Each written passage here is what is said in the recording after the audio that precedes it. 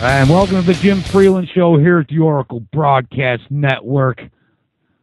Welcome to everybody. You can find the Jim Freeland Show actually at againstthewall.info. The chat room is at againstthewall.info. Those of you who have grown accustomed to watching the Jim Freeland Show on video, uno momento, por favor. I'll have it up and going right away. Call-in number today. I think we still have Kevin on the line from the last show. My guest today for the Jim Freeland Show is JG Vibes. His website is aotmr.com. And we're going to continue on with some enlightening and insightful and, from the soul sort of talk. I noticed, I knew in my heart after just hearing you say, do we really need to be ruled, that you would be on board with me on the medical marijuana or medical cannabis, medicine, medicinally, recreationally. I don't think it really matters. It's the prohibition in my book that is causing the problems in America with drugs. It's the classification and the prohibition that causes the violence. And I want to see an end to that. I want to see an end to my brothers and sisters being labeled criminals or delinquents. I want to see an end to the violence that's being committed to my sons and daughters, over a plan. And not only just that, even the pharmaceutical drugs. Yeah, meth is horrible. I had a horrible meth problem for several years. It took being kidnapped, beaten almost to death, rolled up in a sheet to quit.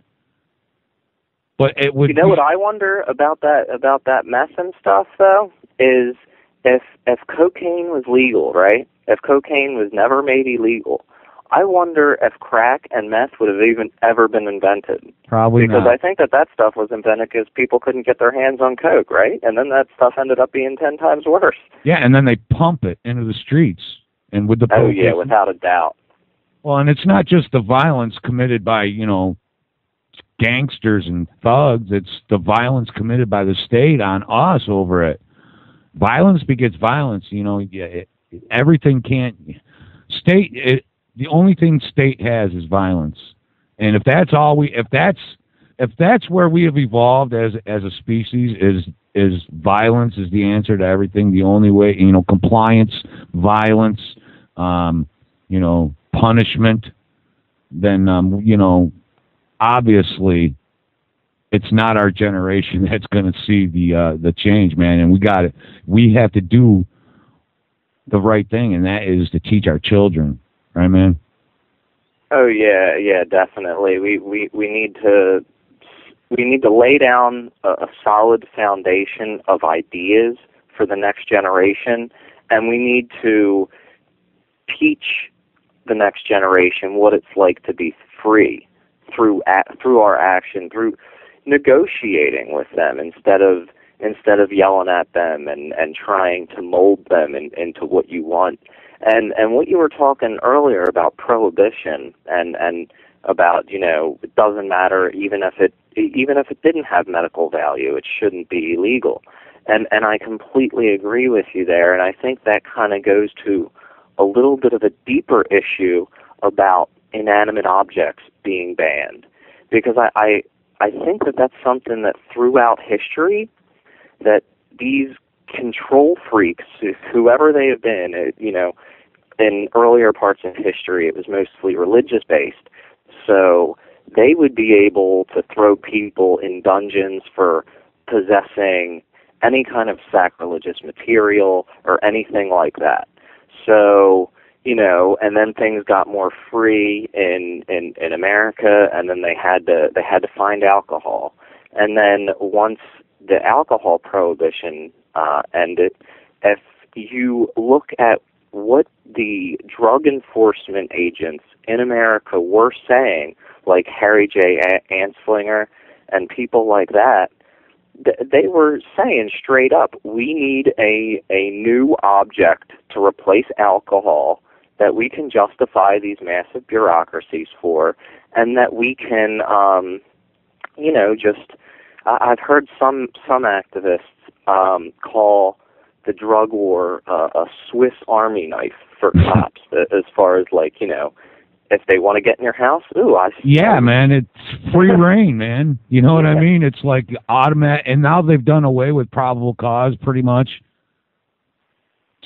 They just say drug war, suspected drug war. They come in and find anything. They can find aloe vera drying in your closet.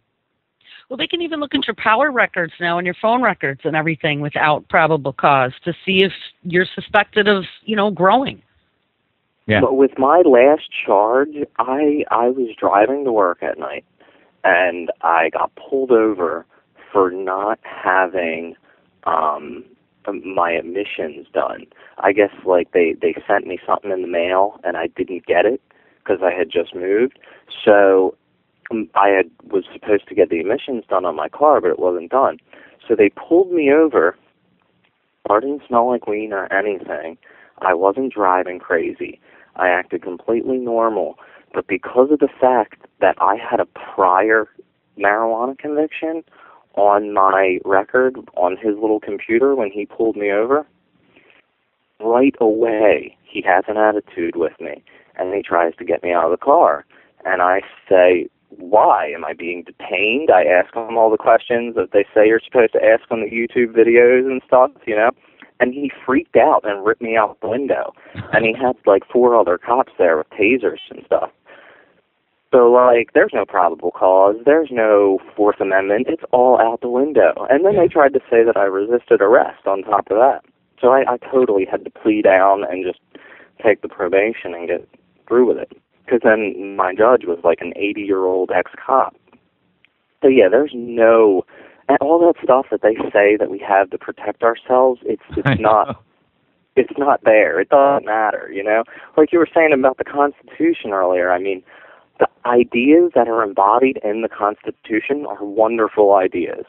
But if these clowns can just make an amendment to make inanimate objects illegal and then, 15 years later have to totally amend that, that doesn't really seem like a binding document to me, Nope.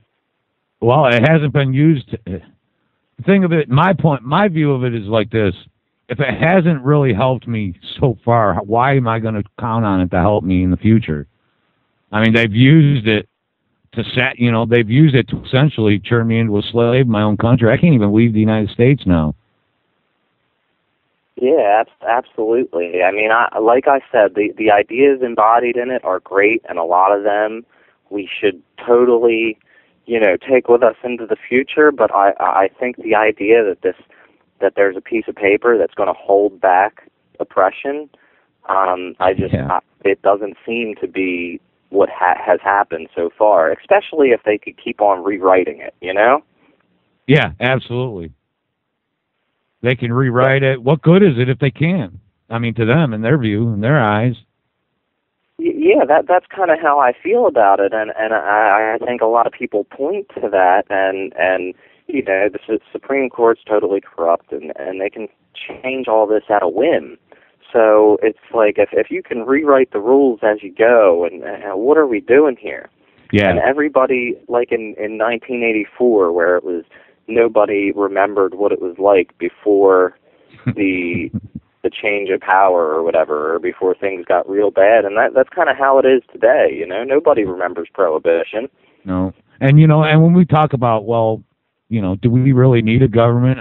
Or do we, the things that we talk about like natural law, people just, the public at large thinks I'm talking about, going out there and ripping up all the stop signs and, you know what I mean? Taking down all the one-way signs and setting buildings on fire. No, that's not what we're talking about, but a large, bloated, gigantic, centralized federal government is not working for us. And even in some cases, our big, giant, bloated state governments aren't working for us. And we do have other forms. We have our local communities, our local town governments, and even county governments. I mean, you're more apt to be heard and represented by people who live in your community, Oh, yeah, without a doubt. I think that in these situations, a lot of people think that it is the government that puts these one-way signs up and does all this. But no, it's the community and the people agreeing on things. The government is just the supervisor that sits there, on his lazy behind and just, points his finger and tells us what to do. But, I mean, think about it this way. A lot of people, if you would ask, who defines the English language, you know what I'm saying? A lot of people would say that, oh, well, the dictionary does. And at face value, that may seem correct. But what if Merriam-Webster's put out an edition tomorrow that said that the word up meant to walk towards the floor? Would everybody just say, oh, man, had it wrong all along? Yeah, oops. Wow, was I wrong?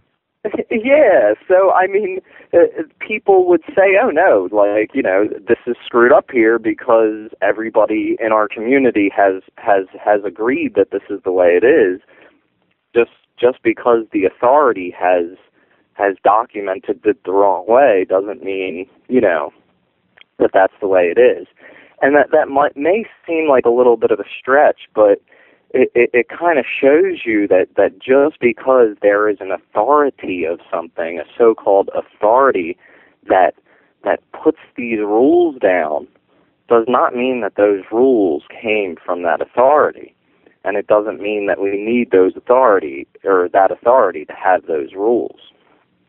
Yeah, absolutely. I mean, people just think, well, people assume, and actually we do it too. Maybe not you, but I do occasionally. Just assume that everybody but you, is an idiot and can't be trusted to not drive 100 miles an hour down a road filled with children and pets. I'm just saying that people don't give themselves any credit, or you know what I'm saying? We're not what we've been made out to be by the colleges and universities, a cancer on the planet. That's not what we were meant to be, and that's not what we are at heart as a species. We've been horribly perverted and badly mismanaged. Yeah, and I think that people have problems coming to terms with the idea that what's going on right now is not cool, it's not natural, it's not right. So everybody's just like, oh, well, that's human nature, that's the way it's supposed to be, so I'm just going to close my eyes and go along with the flow. And when they have that kind of perception of human nature, they think that everybody around them is a total maniac. And then when they turn on the news, they're totally, reconfirmed of that. But on the mainstream news, all you hear about is how your neighbor's out to kill you. You don't hear about the government poisoning the food or killing millions of people overseas or throwing your son or daughter in a cage for smoking a plant, Exactly. And that, or, giving them autism or it's just a whole plethora of things they do to us. If people were to just sit down and objectively look, not like, jumping in front of a car and then screaming, that you got hit by a car or, anything like that, but just sit down and objectively look at not just what state has done to you over your life, the course of your life, whether it was through taxes or regulations or some sort of compliance, or and sit back and look at what it could do to you. Think about it for a minute. Think about how horribly bad things could go wrong for you because of the violence, because of the compliance, because of where the authority. It's a system. It's a giant bureaucracy. It's not even humans. Humans just get sucked into it and get addicted to the crack that dribbles out of it. It's a bureaucracy that just keeps on turning. It was created maybe by humans scientifically, but it's a beast that's been set loose that's really unstoppable. This giant bureaucracy, it doesn't matter what human you put in it. The fines will still go out. You'll still get the pink slips in the mail. The humans are all interchangeable is what I'm saying. Oh, yeah. I mean, even if everybody, all of the elites, and everybody in all of these positions disappeared today, all of the ideas that allowed them to, pretty much take ownership over other people would still exist, and other people would fill that void. This is why you hear everybody talk about the vacuum of power that would come a government were to disappear, and that is true. And it would be filled, but that's why you need to overcome the paradigm, the ideas. That's the real target. Well, yeah, and we owe it. No, and we owe it. I mean, if there is no easy button where there's an epic battle where, dark versus light, where good battles evil, then we, even though it may seem fruitless and there's no immediate reward, have to plant the seed for tomorrow, man. It doesn't matter that you're not going to be able to see it fruit. You owe it. I mean, it's your duty to the planet, to the species, to plant the seed, man. Yeah, you're absolutely right, and I think that whole idea of needing immediate results and immediate gratification is really beaten into our heads in school, man. Like with the whole way that the testing is set up, and just the, if you've ever read any of John Taylor Gatto's work and some of the stuff he says about the the underlying things that you're taught in school, I forget what the actual phrase was that he used, but it was basically like, you learn compliance, you learn obedience, you learn that everything is decided by someone in authority. And we carry all of these idiosyncrasies from school, I think. And one of them is definitely this sense of, oh, if I can't fix it overnight and it's a long-term project, then why am I even getting involved, And I think that definitely has a lot to do with, you know how in school, like, if the teacher was saying something that was completely retarded and you wanted to raise your hand and argue, everybody would look at you like, why are you doing this? Why are you wasting our time here? We just all want to just drone off here and not pay any attention and just shake our heads and just learn what we need to learn for the test. Why are you getting all involved? And you know what I'm saying? Yeah, and you're not even allowed to have open discussion. Try disagreeing with a college professor. I mean, disagreeing logically with an open discussion, not hostile or anything like that, and they will immediately become hostile and shut you up and tell you this is not part of the curriculum, it's not on your syllabus. If you don't like it, get out. Can I make a comment? Sure. JG, you're absolutely right. Just in the comment about the kids looking at you, because I was that kid. I was that kid that always asked questions, and people would roll their eyes and say, "Joel, why are you doing this?" But you know what? That teaches critical thinking, and they don't want that to happen anymore. I encourage it with my child, and she can drive me completely batty with all the questions. But you know what? We're missing that now, and if we don't have that, we're doomed. You need to question, and you're also right, JJ, about the college professors. I mean, they discourage questions. They plow through it as fast as they can, get through the material so they can get off to whatever their main goal is in research. It's not about learning.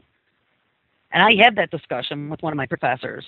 It wasn't about learning. It was about trying to cram through as many people as they could.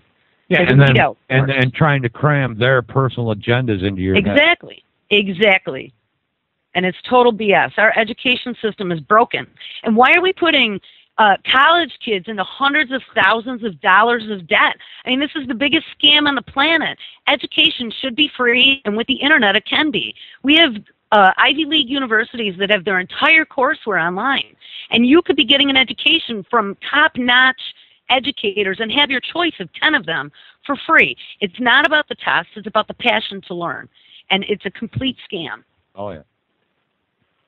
Yeah, I couldn't agree more with that. And I've started to notice with the people that I get, they only teach a few things. It's the same every school. I mean, come on, man. Every school in America, if it's one subject, they all teach the same freaking thing.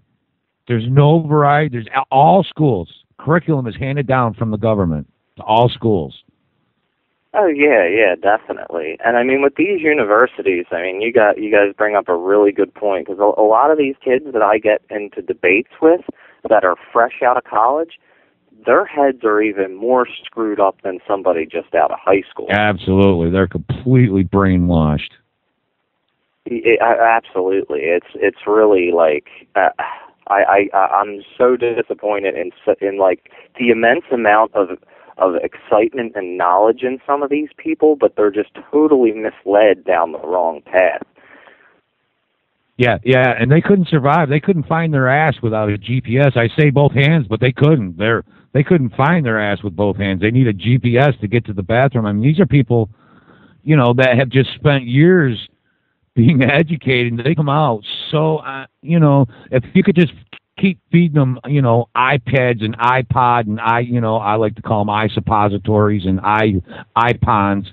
If you keep feeding them new iPons and trinkets all their life, they'll continue to think they've been successful, and that if you have less than 5 iPods, an iPad for each day of the week, that you aren't successful. And it goes the same way to the inner city and to the minorities.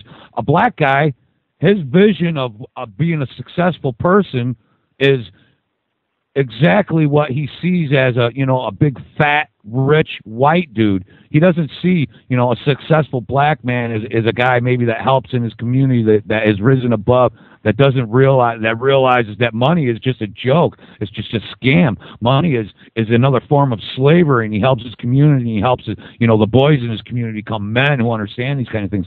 To me, that would be the sort of rich or the sort of man I would look up to. I wouldn't think of success as exactly what they also are taught to hate: big fat rich white dudes.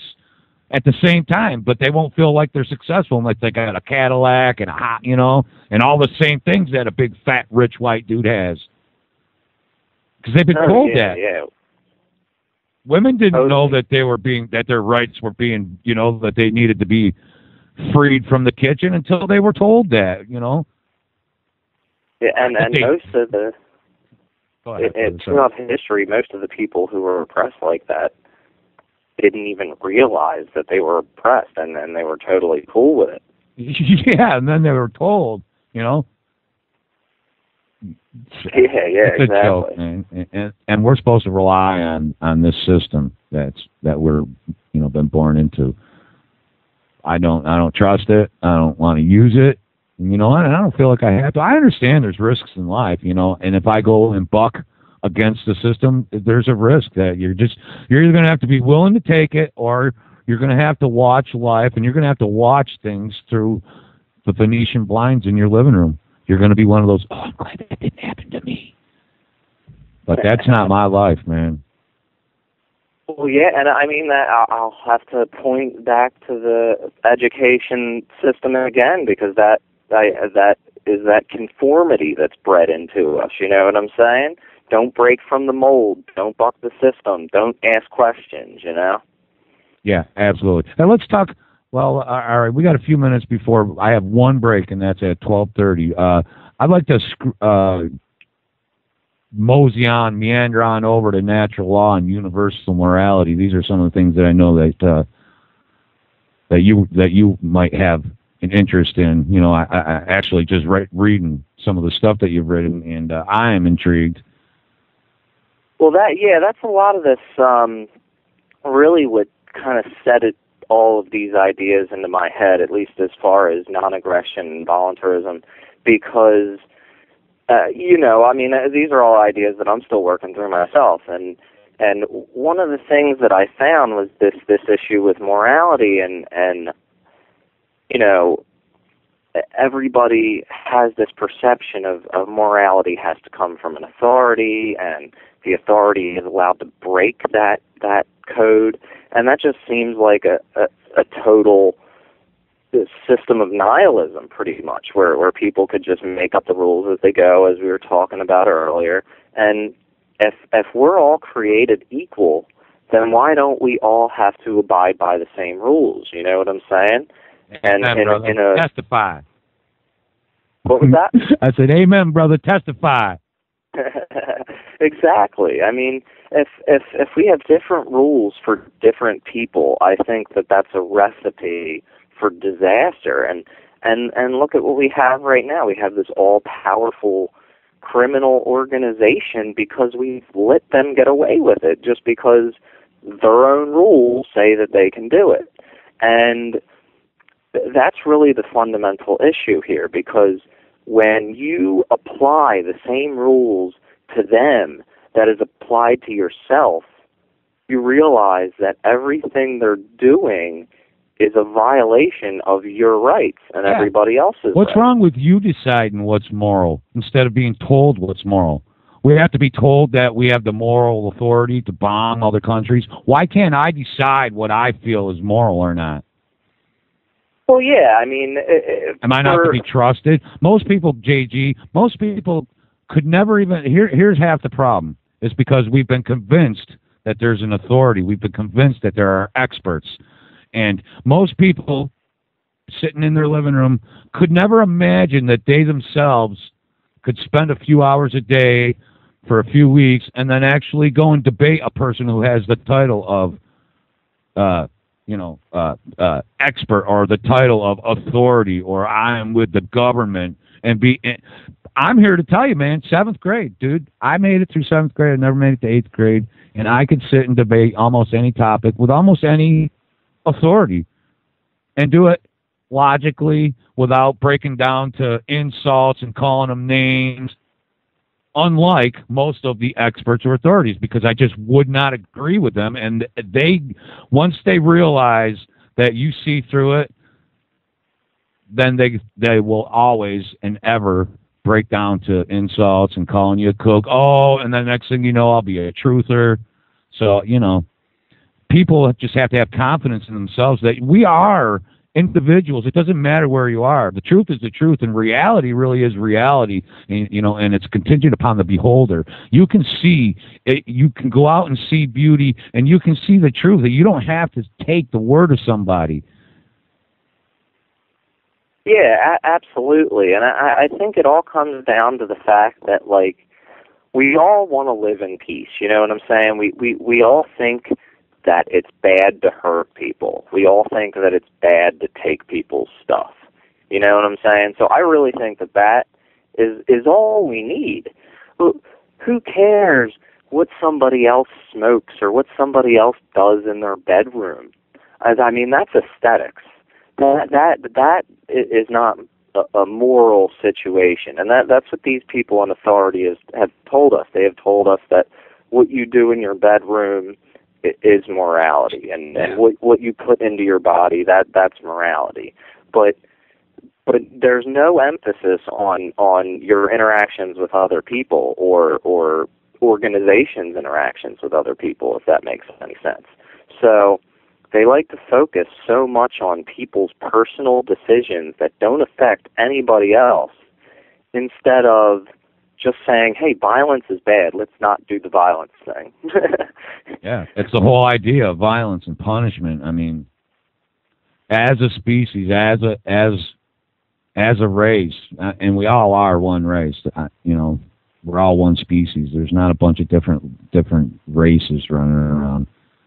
I think that's something they created to divide us so they can conquer us. I really honestly believe. I mean, there certainly are lots of cultural differences and regional differences, that have happened over the course of time. But, essentially, on a genetic level, we're 99. We're identical, really, except for our facial features and the colors of our skin and things like that. We're identical on the inside. You couldn't tell us apart. Oh yeah, I mean our cultures are definitely unique, and that's not a bad thing. No, that's awesome. But it's exploited as a bad thing by say if some ruler A wants to take resources from ruler B, all he has to do is, if the people are a little bit different. You are listening to Oracle Broadcasting, cutting-edge talk radio for the 21st century. HempUSA.org has moved and expanded its operations for faster worldwide shipping. Our product line has grown from 5 to nearly 100 items in less than 5 years. Our food is grown naturally, always chemical-free, not found in stores. Great for daily intake and perfect for your emergency storage shelter. Call 908-691-2608 or visit HempUSA.org and see what our powders, seeds, and oil can do for you. HempUSA.org has a revolutionary wonder food for detoxing the body and rebuilding the immune system. Microplant powder can help unclog arteries and soften heart valves while removing heavy metals, virus, fungus, bacteria, and parasites. Plus, it cleans and purifies the blood, lungs, stomach, and colon. Keep your body clean with Microplant powder. Visit us at HempUSA.org or call 908-691-2608 today. The Oracle Broadcasting Radio Network is on a mission to bring you the best in cutting-edge talk radio. Oracle Broadcasting is a true beacon of free speech, uncensored news, and relevant information that depends on the support of listeners just like you. You can help us expand our reach and inform the masses. Promote the network by clicking the Socialize link on the left-hand side of the oraclebroadcasting.com website. Using the simple tools provided, it is easy to spread the word about Oracle Broadcasting on social networking websites, blogs, news feeds, and many other ways with just one click. You can also help by becoming an Oracle Broadcasting member today. For just $5 a month, you get access to the members stream that allows you to listen to all of the great shows from Oracle Broadcasting in 128K stereo CD audio quality. To find out more, go to oraclebroadcasting.com. And thank you for listening to the Oracle Broadcasting Radio Network.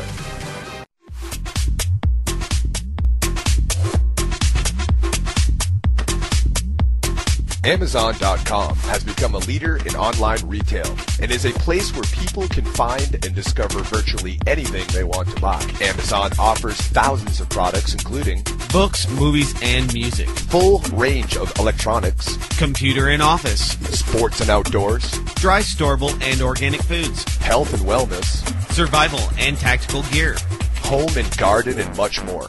Amazon not only offers over 10,000 online products, but also operates retail websites and offers programs that enable you to sell your products online.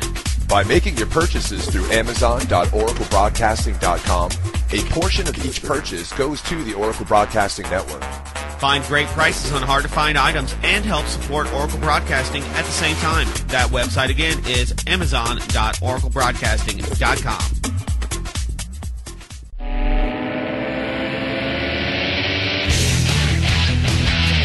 People in the underground music scene, like, they're already open to these ideas, they just haven't been exposed to them yet. Stand by. All right.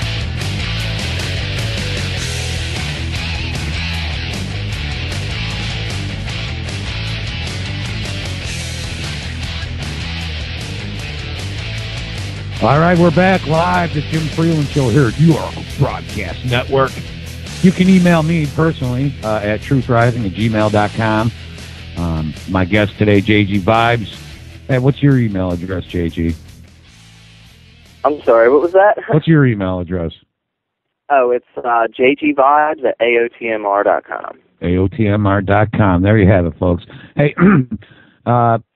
you and I both expressed a point during the break that I'm sure people understand is my view on things. It's the underground. If we're going to get anywhere, it has to be done underground at the grassroots level. And one of the ways that I do it, one of the things that I'm involved with is the underground sound, protest music type thing, and trying to,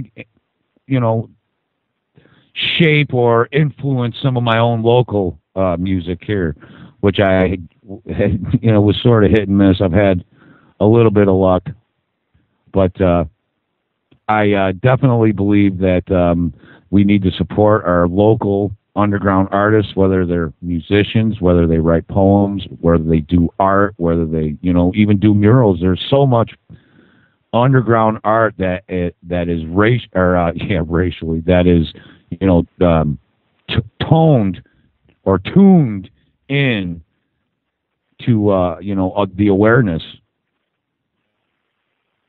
And I know you agree, Yeah. right?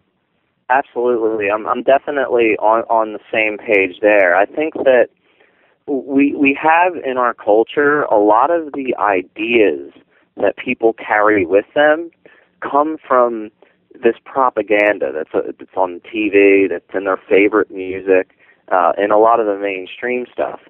So what I like to do in a lot of cases is I like to see the weapons that are being used against us, and I like to throw them weapons right back at the system. So if I kind of like to say that art and propaganda are two sides of the same coin. They're both a creation, but art is all about who's creation. controlling it. You know, you're right. Yeah, exactly. Art is a creation that would uplift somebody's soul and inspire them, while propaganda is a creation that does the exact opposite. So if there's all this trash music out there that's lowering people's level of consciousness, then everybody who is involved in music and cares about this kind of stuff really has a perfect tool at their fingertips to raise the level of consciousness in their community, even if it's an underground music community. I mean, I work primarily in the rave scene because that's where what my company deals with. But I'm very into all other types of music, metal, rock, alternative, whatever. But it kind of started for me as I needed to put together these shows. I needed to have names and themes, and some of my friends said, "Man, you're really into this philosophy stuff. Why don't you put some stuff together?" And so, tax day came around, and I did an Fed party that was free, and I've done a party called American Psycho, which had a bunch of different corporate logos to spell out American and stuff like that. So I try to put underhand stuff because people don't want to go out and read a book all the time, No, they people don't. So you got to hook them when they think they're being entertained, you know what I mean? And that's what the system does. And encourage them. Do that. Because music, poetry, art, these are ways that you can articulate ideas very, very precisely. You can articulate, your very fiber, your core, and you can do it very precisely using art, man. And I just really encourage it, man, for people to use their inside, the inside of themselves, their core, their souls, to do whatever it is that they can do, whatever they think they can do. And it doesn't have to always be, jumping up on a podium or carrying a sign. It's anything, whatever you feel like, you can really use to articulate your feelings is the right thing to do, man. And art is a great way, whether it be music, visual art, auditory, audio art, whatever, you name it.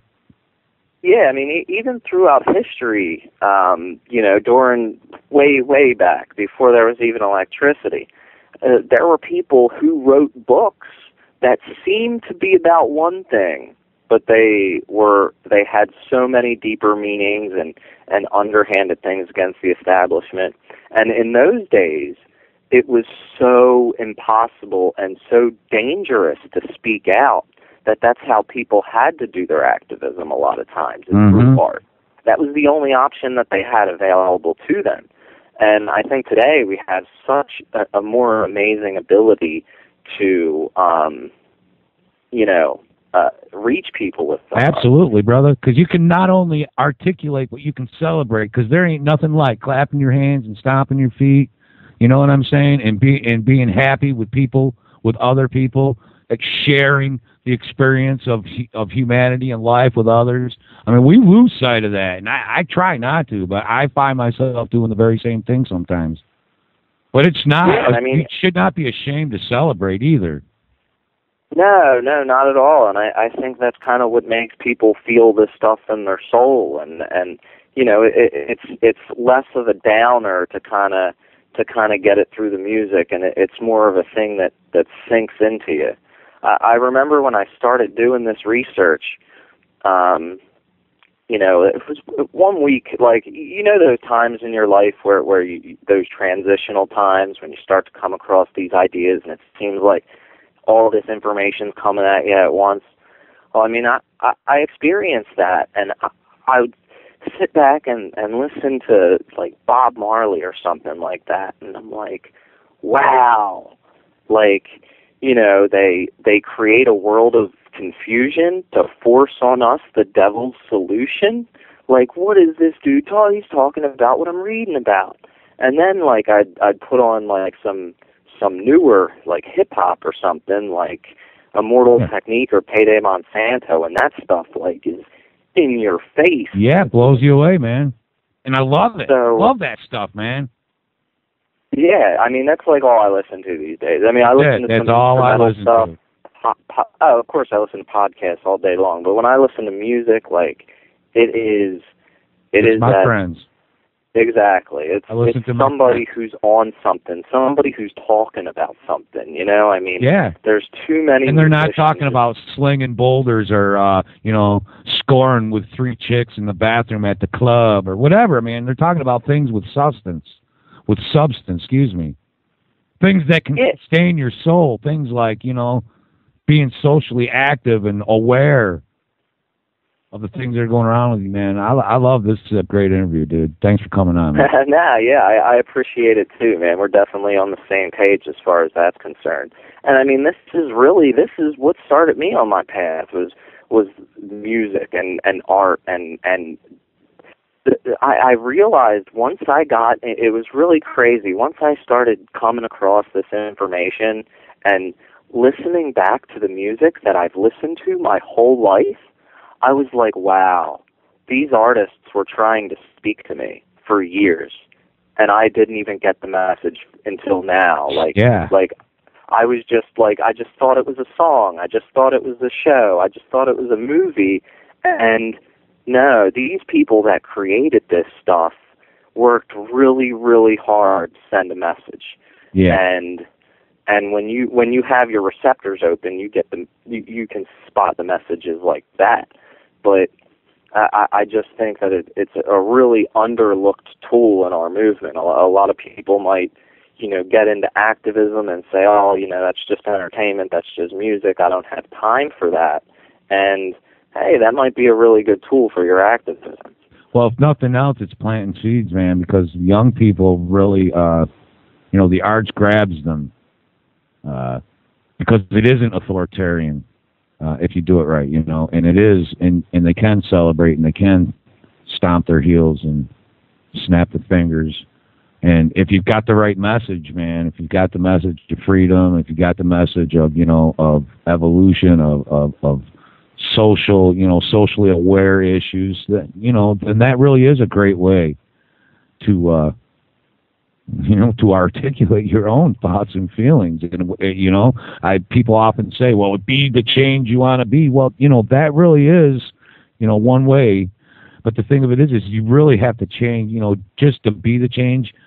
You have to, you know, you have to be willing to be what you want to see. You know, if I want to be a peaceful person, then I feel like I have the right to expect or to ask or to hope for peace, or, you know, something along that lines. Maybe not, that may not be quite the explanation I was looking for, but. Well, yeah, it comes down to setting a good example for people is basically what you're saying. Yeah. And don't be afraid to change. I mean, a lot of people want to see change, but they're afraid to be different than they are. They're afraid to lose what they have. They're afraid for things to change. Oh, yeah. I talk to a lot of people that are like, you know, dude, I'm with you on this and I'm with you on that, but I would never put my neck out like you are. And like, a lot of times I don't even know what to say to those people, dude, you know, and I just kind of move on to the next one and just let them find in their own time, because, you know, I've tended to, like, just move on. I'm not totally cut people out of my life if they disagree with me or anything, but, right. You know, if somebody isn't getting it, you got to let them get it in their own time. And right, and there's no reason to force them into being your enemy. So we're just not going to agree on this, but that's not going to fault, you know, that's not going to alter your course at all. just turning somebody else into another enemy does more harm than just, well, okay, then I'll just move along. We can still be friends. We just won't talk about this. Yeah, absolutely. And I think I may be branching off into another topic here, Good, but I do think that it's important for our movement. I hate to put it that way, but anybody who cares about changing the world for the better to really, really think about our approach and how we handle people who disagree with us and how we handle debates, because we don't want to be like the Republicrats in the political sphere, how they just shove a bunch of ideas down one another's throats without actually thinking about what the other person said, you know? Yeah, and I think in a lot of ways our community is way ahead of that, but I think that we still have a long way to go. Because like I said earlier about throwing the establishment's tactics right back at them, one thing that they use to quite a good effect in enslaving us is public relations, as you said, or somebody said earlier about Edward Bernays and that whole monster that he created. Well, public relations is a bad thing when they use it, but we can use public relations too. We can make our ideas sound more palatable to the average person, and we can use words to make their system seem like what it really is, because they use all this newspeak to hide it. You know what I'm saying? Yeah. And Absolutely. they develop all these words, and they have meetings about how to better present this idea, and I really think that we need to start doing that. Yeah, we need to start making up words. We need to create our own freaking dictionary. We got Wikipedia, even though that's edited every hour by a bunch of FBI sock puppets. We still have all these places on the internet where we could create our own words. We can make our own definitions, and we need to, because their arsenal of words is a lot bigger than ours, and they spend a lot more time on public relations, and I think that we're at a disadvantage because we don't focus on that as much. Yeah, a lot of people. I think if it comes ahead. from a place of love and compassion, see, this is where I lose a lot of people right here, is because I talk about love and compassion and empathy as my driving motivators in life now. And, a lot of people just aren't on board with that. And if you know me, if you ever met me, I am not one of those flowery, barefoot, hacky sack, everything's bad. But man, I come from a place where I feel like, it's not propaganda if it's coming from love. If you're using the public relations or whatever, you're not using it to force your opinion to... Yeah, that's exactly what I mean by saying us use public relations. I'm just saying us think about the sound that our voice is having on someone else's ears. And I'm coming from the same perspective as you are. Is, be loving with people, be kind with people, be cool with people, and be understanding. Don't try to shove ideas. There's nothing worse than a Jehovah's Witness truther coming at you with a bullhorn. You know what I'm saying? Yeah, exactly. That turns people off, and they don't even listen. You want people to listen. You don't want people to shut off. And so many of us that care and we're motivated to talk to other people about it, we get in these conversations where people just shut off. And that's one of our biggest obstacles. We need to find out how to overcome that. And I think a big part of it is, like you just said, we need to approach this from a more understanding and caring kind of viewpoint. Yeah, I found if you can show somebody that you care about them, then that's a lot of the rest of it is gravy. If you can show them, prove to them, or whatever, however you want to put it, but if you can show a person that you really do care about them, and that this is something that you're passionate about, and it's coming from concern, it's coming from empathy and love, then they're a lot more apt and they're a lot more receptive. They're a lot more not moldable or even suggestible or anything, but they're a lot more apt to give you the time to, first of all, let you finish what you're, trying to articulate to begin with, and two, that they may not think just automatically, I'm going to start insulting this guy. Maybe I'll look into what he's saying, or maybe, maybe what he's saying really does make sense. Why do we've been force-fed, we've been told all our life that we need to be told what to do.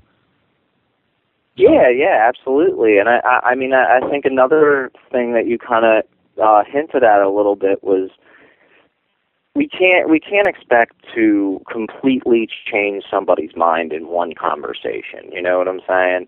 If we're talking to somebody and be like, all right, you can feel how you want to feel, but this is where I'm coming from. This is some of the research that has really, really brought my perspective to where it is. And, why don't you take some of this research home with you, see how you feel about it, and then we'll have a conversation. I think that that's a good approach as well. Yeah.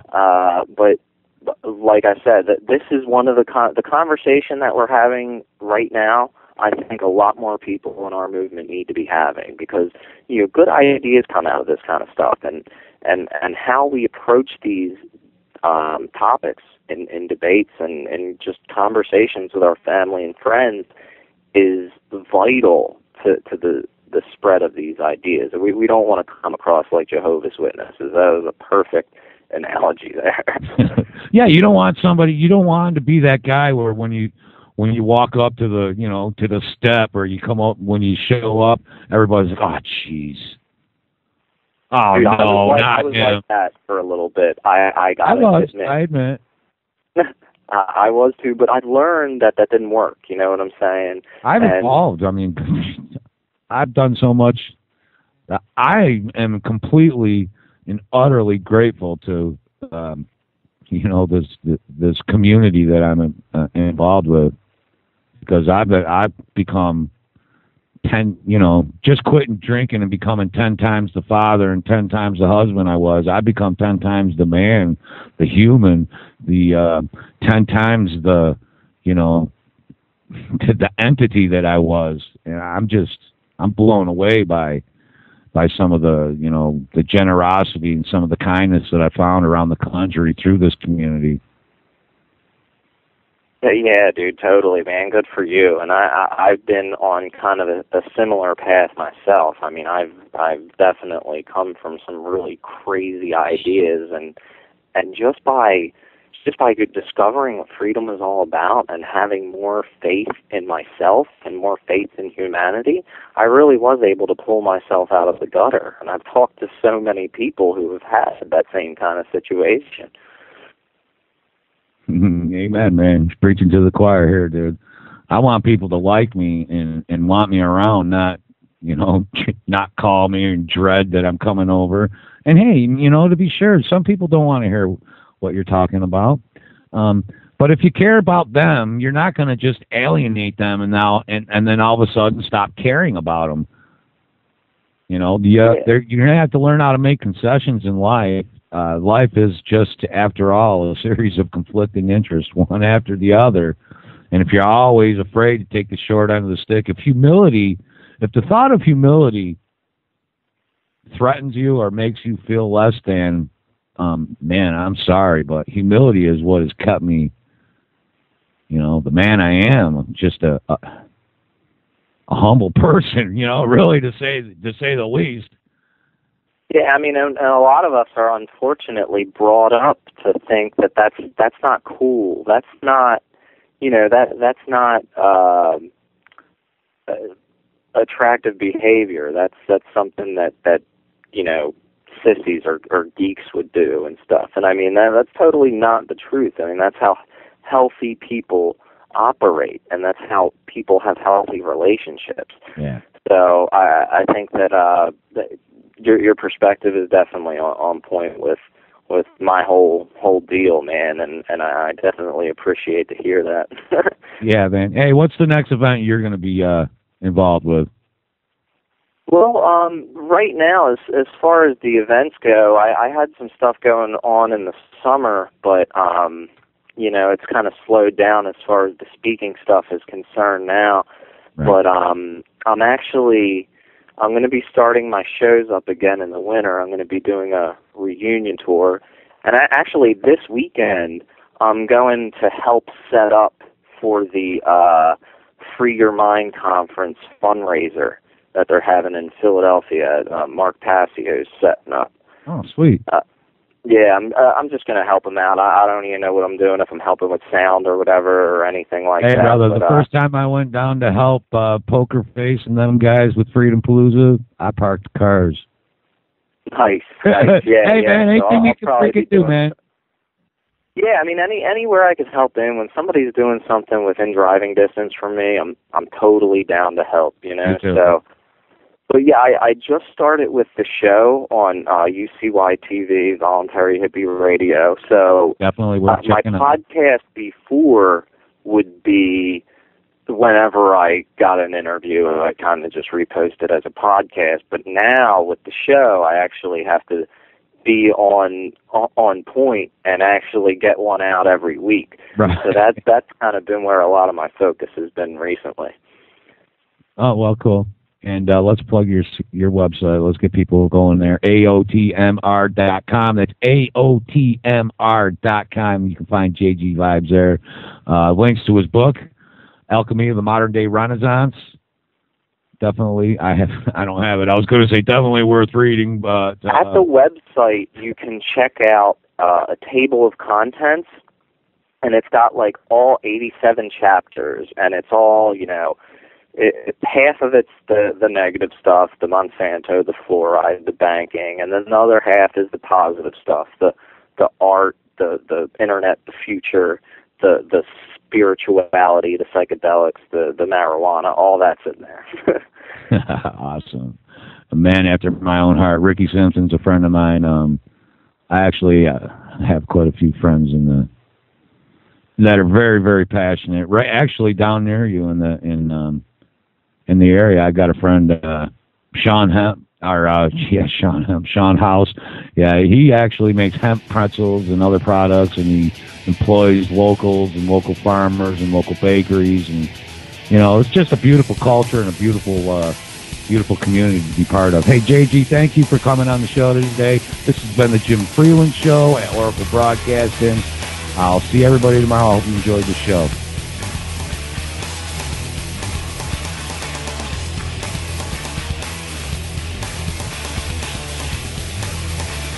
Awesome, man.